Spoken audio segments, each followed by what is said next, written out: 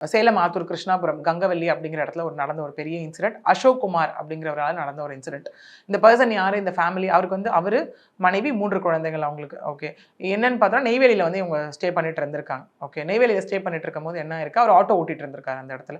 இவருக்கு வந்து ரொம்ப அடிக்கடி இவங்க பேர்ல வந்து சந்தேகம் வர ஆரம்பிச்சிருக்கு. ஓகே. யார்ட்டயா பேசுறாங்களா, ஒய்ஃப் வைக்கிறாங்களா, மேல. வைஃப் பேர்ல சந்தேகம் வர ஆரம்பிச்சிருக்கு. வந்து சண்டைகள் நெறைய நடந்திருக்கு. ஓகே. இங்க வந்து மக்கள் கேட்கலாம், சும்மா யாருக்காவது சந்தேகம் வருமா? அப்படிங்கிற கொஸ்டின்ஸ் இப்ப எல்லாருக்குமே ரைஸ் ஆகலாம். இத பார்க்கிறப்போ. நிஜமாவே தப்பு பண்ணும்போது கொஸ்டின்ஸ் ரைஸ் ஆகுறது ஓகே. ஒரு பக்கம் ஆண்களோட இன்செக்யூரிட்டினால நெறைய கொஸ்டின்ஸ் ரைஸ் ஆகுது. அந்த மாரி கேஸஸும் பார்த்துட்டு இருக்கோம் நம்ம. ஏன்னா, ஒண்ணு வந்துட்டு இப்ப நம்ம அத பத்தி ஒரு கேஸ் ஆல்ரெடி பேசியிருப்போம்னு நெனைக்கிறேன். ஒரு இன்செக்யூர் ஃபீல்னால ஒரு ஆணே தன் லைஃப முடிச்சுக்கிட்டாரு அப்படின்னு. ஒரு லவ் மேரேஜ்ல. நம்ம முன்னாடி பேசியிருப்போம் அந்த வீடியோல. ஓகே.